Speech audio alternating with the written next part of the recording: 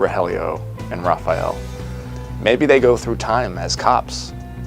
Maybe it's like Van Damme's Time Cop. But Blake Lively really seemed like she was going to come out of this looking like Hollywood's hero. But the internet is clearly not buying that narrative anymore. People expected the whole feud between Blake Lively and Justin Baldoni to finally cool down after settlement discussions started circulating, but instead the situation somehow became even messier. What started as a legal dispute has now turned into a full-blown PR battle, with lawyers speaking to outlets like TMZ, Entertainment Tonight, Variety, and Daily Mail, all trying to frame the outcome as some kind of victory for Blake.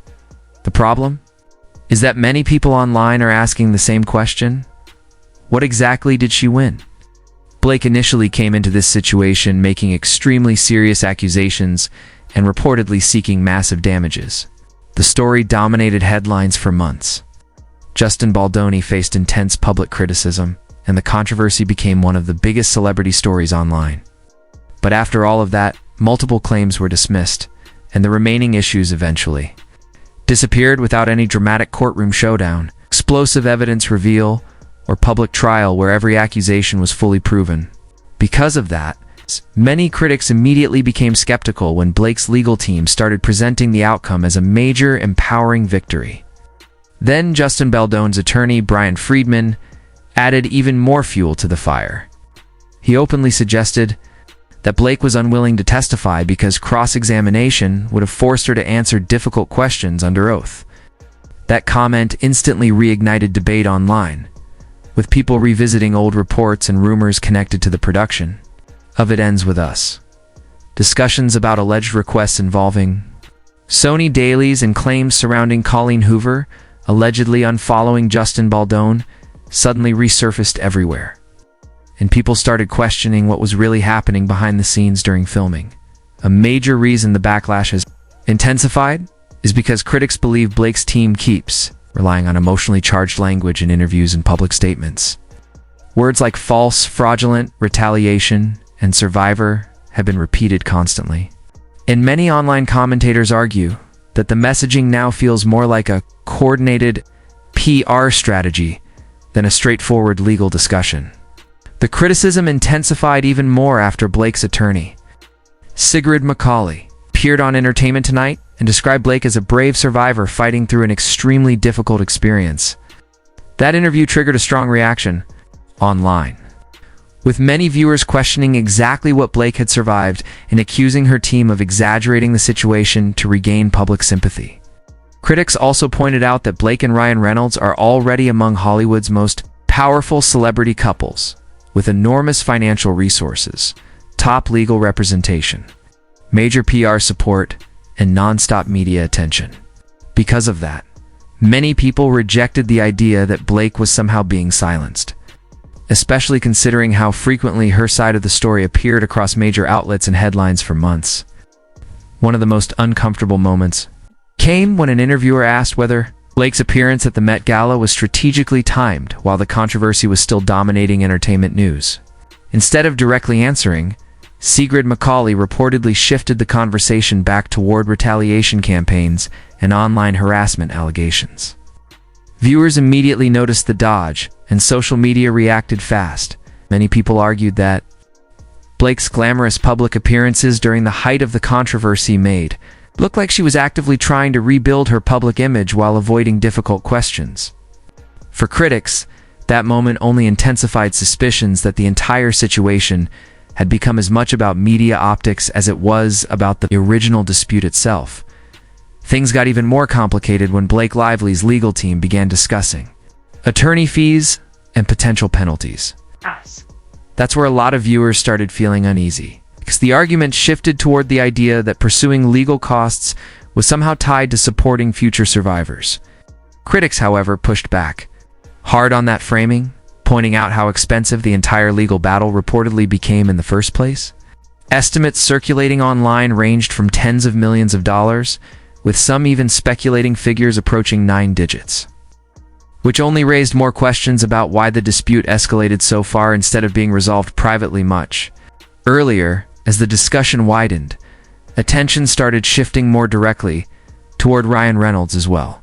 Increasingly, some media outlets and online commentators began framing the situation as something involving both members of the couple, rather than just Blake Lively acting independently. And that narrative, every new statement, leaked detail, or fresh interview reignited the controversy, making it feel like the cycle of escalation never fully stopped. Meanwhile, Brian Friedman continued issuing very blunt public remarks that fueled even more debate. His comments were widely interpreted online as highly critical of Blake's position, with some viewers saying his tone sounded less like traditional legal framing and more like frustration spilling into public commentary. That reaction only deepened the divide online, where supporters and critics of Blake Lively interpreted the situation in completely opposite ways. At the same time, unnamed insiders speaking to various outlets added another layer to the story.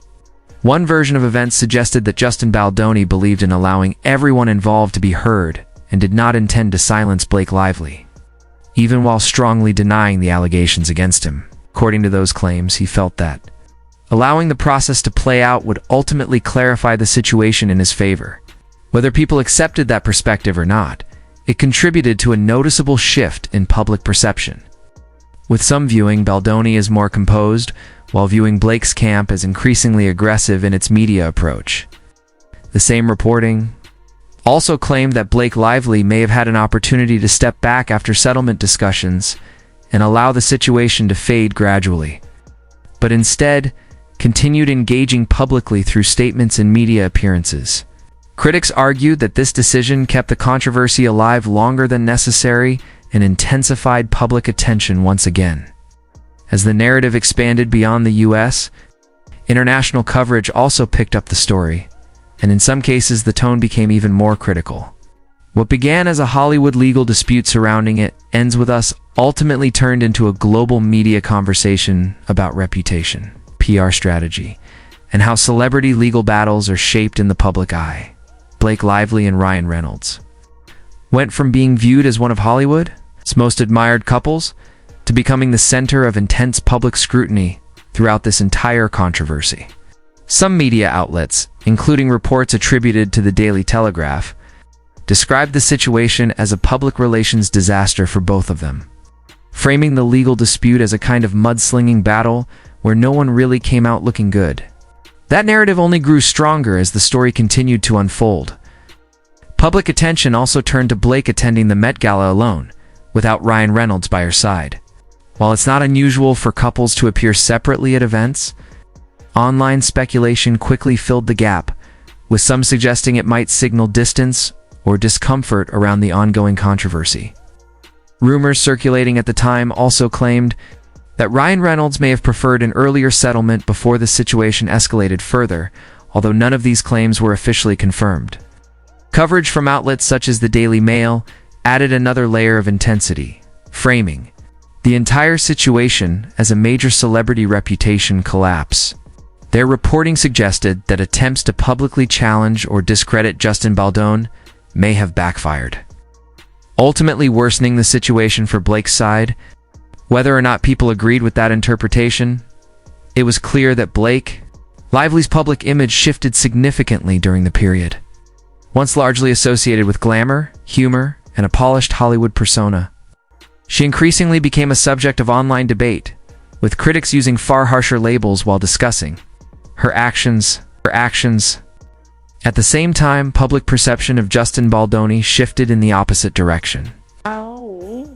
Despite the early backlash against him during the height of the controversy surrounding It Ends With Us, he gradually gained sympathy among portions of the online audience, with some describing him as calm, grounded, and unfairly targeted. That reversal became one of the most unexpected developments in the entire situation. Reports also began circulating that Baldoni may eventually participate in a major interview or even publish a book detailing his perspective on the events. Given the scale of public interest, such a project would likely attract significant attention from publishers and audiences alike. Additional claims suggested that Baldoni and his wife Emily Baldoni temporarily relocated to Nashville during the height of the controversy in search of a quieter environment away from Hollywood pressure. Meanwhile, Blake Lively's legal team continued to defend her actions strongly. Her attorney, Sigrid Macaulay, has repeatedly framed the case in broader terms, arguing that it relates to protecting future victims and addressing retaliation-style claims within the industry.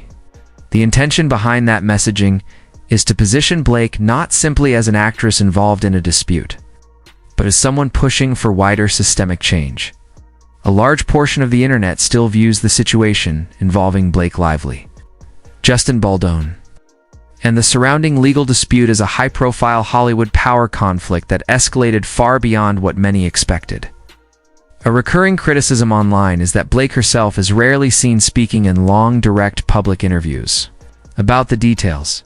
Instead, much of the communication comes through her legal team and representatives, who release statements and give media interviews that frame her position. Because of that, critics argue that her side often feels highly polished and strategically worded rather than personally delivered. They say the messaging is carefully structured, emotionally strong, legally cautious, and media-aware, but not always perceived as directly authentic. As a result, some audiences feel they still don't fully hear Blake's own voice beyond official statements.